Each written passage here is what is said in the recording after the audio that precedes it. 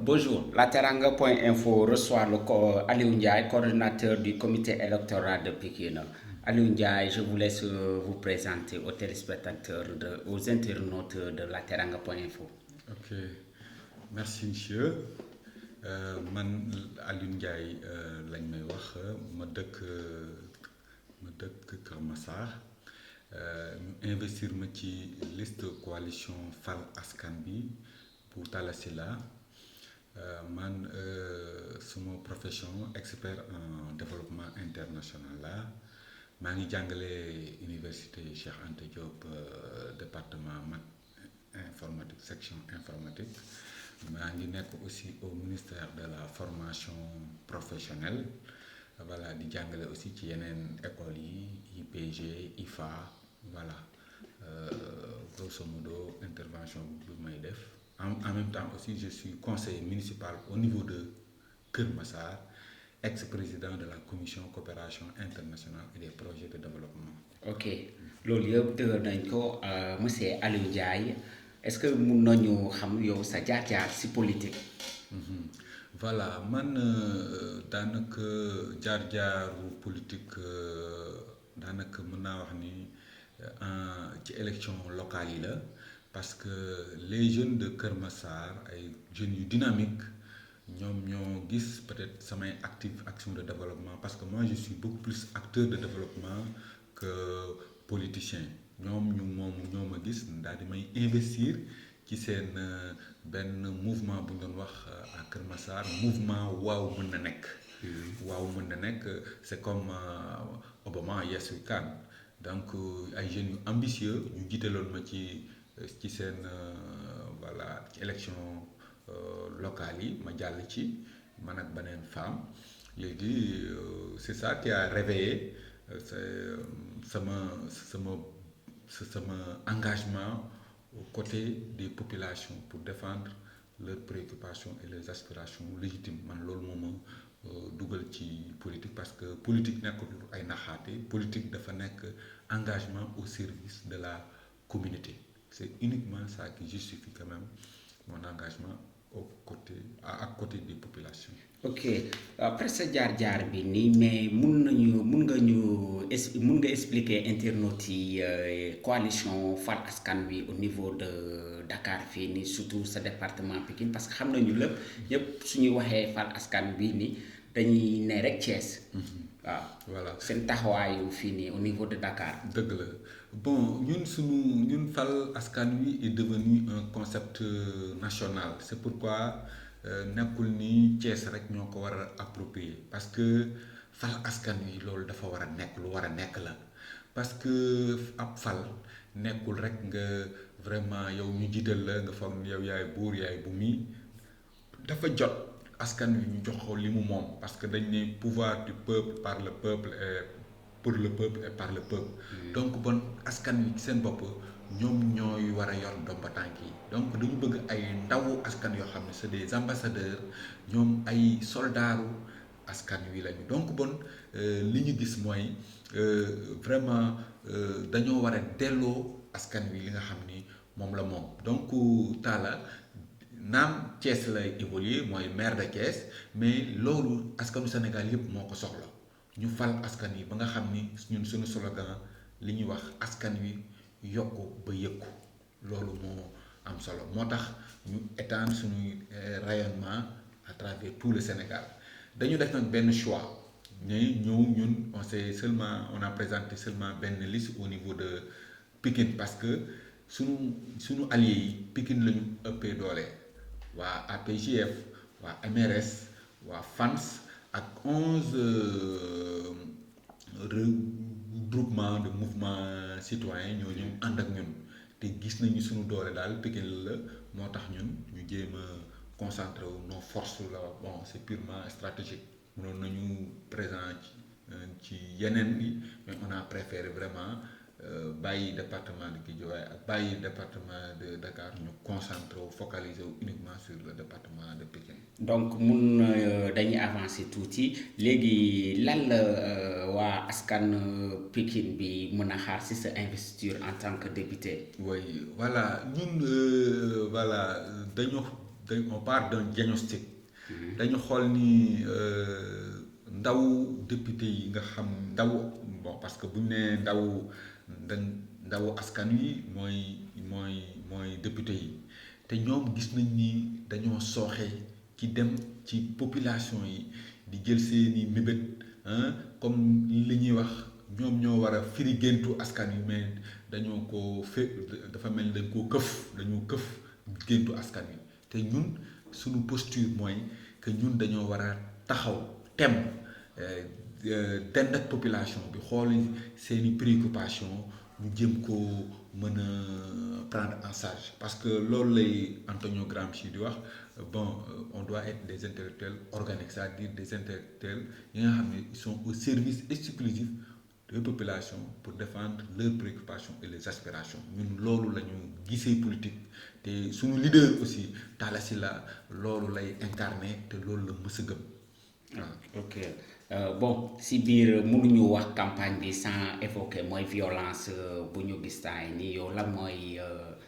mooy sa gis-gis. voilà bon ñun moom kenn duñu dégg ci ay violence kenn duñu dégg ci ay xasante parce que ñun dañu am beneen conception de la politique parce que politique nekkul di défendre say intérêt personnel ñi nga gis ñu nekk ci di indi ay violence ak yépp ay intérêt personnel la ñuy défendre mais bu fekkee ni c'est l'intérêt de la majorité warul tax ay violence parce que la violence comme on dit c'est l'arme des faibles donc moi je pense bien que violence bi war na ci mën a ñàkk il faudrait nga au moins avancer des arguments plausibles et convaincants moo gën di utiliser l'arme de la force et tout ça kooku yaakaar naa ni ñi nga xam ni ñoo amul ay arguments yu plausibles ñoom ñoo koy utiliser ñun nag li ñu am mooy sunu arme mooy convaincre persuader les électeurs pour que ñu xam ni rek dëgg gi fii la parce que Talla il l'a théorisé mais il l'a incarné aussi def nañ ko lu ne 40 ans de souffrance dóor nañ ko fi ay marteau tëj nañ ko fi prison def na fi grève de la faim bi ñu naan kooru wàllu tout ça rek pour rek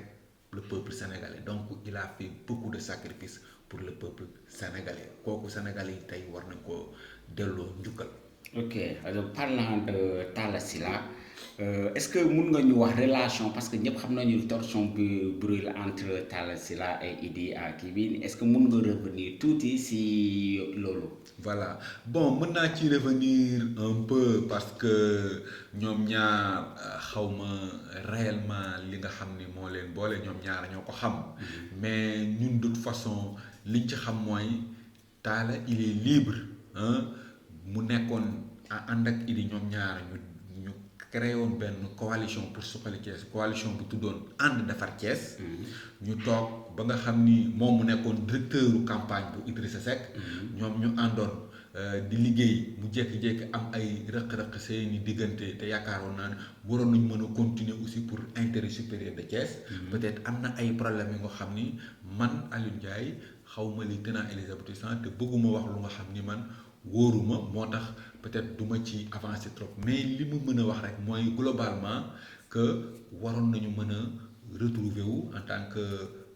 ñoom ñëpp citoyens thiessois pour asseoir vraiment un développement endogène mais peut-être rëq-rëq yi moo tax ànduñu mais aussi Talla Sylla dafa nekk ku nga xam ni dafa gëm askan wi à un moment donné am na concept bu nga xam ni moo doon fal askan wi peut-être mën nañ ci am ay divergences moom il a préféré aller seul pour que vraiment askan wi nga xam ni voilà moom lay représenter mu mën ko def réellement parce que aussi nit ñi war nañ xam ni dafa am lenn lu sooxe woon Thiès mooy vraiment on avait excusez-moi le terme un maire fantôme parce que nekku fa woon ab Talla nag bi mu ñëwee dafa dem ci askan wi bañ gis ngeen ko ci sortie bi muy defoon ci yenn télé yi presque dafay génn dafay def consultation citoyenne donc day dem ci askan wi di xool seeni bëgg-bëgg donc loolu sooxe woon na Thiès donc loolu moo tax franchement peut-être problème de vision la mais man yaakaar naa ni bon ils peuvent se retrouver parce que ay leaders la ñoo xam ni ay doomu Thiès lañu Thiès soxal na leen te war a mën a. ok dañuy avancer tuuti tey léegi mun nga revenir si affaire carte biométrique parce que ñëpp xam nañu léegi affaire la. Non dëgg na lu foofu moom dama ni c'est l'échec sur toute la ligne ñoom ci seen bopp war nañu mën a xam ni dañu échoué bon voilà donc situation bi man yaakaar naa ni amoon na ay leaders ay députés yoo xam ni ci assemblée ba déploré nañu loolu parce que waxoon nañu en 6 mois mënuñu régler la question. Peut-être Macky a essayé mais bon il n'a pas réussi mais. Je pense bien que ce qui est important, c'est de tirer les conséquences. Parce que la délivrance des cartes biométriques, ça doit être un processus. On ne peut pas régler la question illico presto. C'est un processus, on devait vraiment nous étendre sur le long terme, c'est-à-dire faire 1 an, 2 ans, au moins, mais comme dañu amoon ay objectifs parce que cet objectif yi moo doon ñu atteindre 6 millions d'électeurs. Bon présentement nee nañu am nañu peut-être aux alentours de 4 millions mais les 2 millions qui restent naan la leen def 30%. Donc c'est un peu difficile. Peut-être le président a pris des mesures pour jéem a permettre aux Sénégalais de voter. Je pense bien que loolu c'est une très bonne initiative parce que le droit de vote est un droit inaliénable. Donc voilà. Ok léegi kon ne dañuy avancer tuuti léegi sur le fait que président bi jël na ay décision ne que nit ñi mun nañu voter même ak passeport yi léegi yow la mooy sa avis si décision conseil constitutionnel bi. Oui bon moi je dis que à l'impossible il est tenu et je pense bien que les hommes politiques aussi doivent chercher des solutions même si c'est des solutions. kon ne d'accord nga si décision conseil constitutionnel. Oui man d'accord naa ci parce que lu tax ma d'accord ci mooy les citoyens doivent aller voter. Pour moi c'est une injustice ñii di voter ñii di bañ a voter donc mais il faut encadrer le processus. Parce que ça peut être une porte ouverte à des dérives. Okay. Donc man li ma ci gën a sol mooy ñu encadrer le processus ba pare surveiller affaire bi c'est important parce que sinon bon ça peut occasionner des dérives mais man li boo gisee ma d'accord ci mooy rek ñu permettre vraiment un taux de participation vraiment important parce que ça va traduire la vitalité même de notre démocratie. Et la démocratie sénégalaise est un exemple au niveau de la sous-région. Bon ñi ngi wax problème mu carte biométrique mais y a benn problème bu nekk ci biir mooy problème spécimen bi. Voilà foofu ñun on avait un contentieux avec le conseil constitutionnel bon bi nga xam ni traduire nañ ko voilà ba moom mu régler ko et s'est déclaré incompétent léegi nag la commission de réception des dossiers de candidature bu ministère de l'intérieur bon moom moo jël décision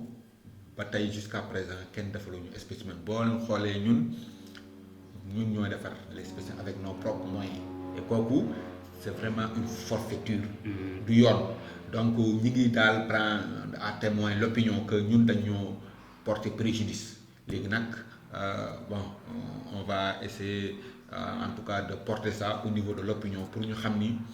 vraiment ñoom ñoo yor doole ji néewal nañu doole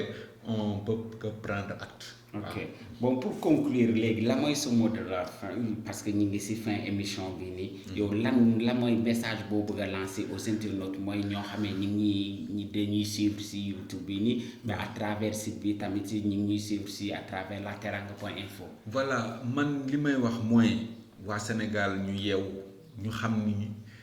Talla Sylla c'est un exemple c'est un homme politique bi nga xam ni am na conviction.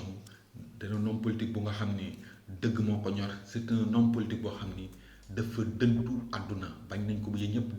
dégg ngeen ko mu koy wax amul kër bon soxlawul dara moom rek mooy homme politique boo xam ni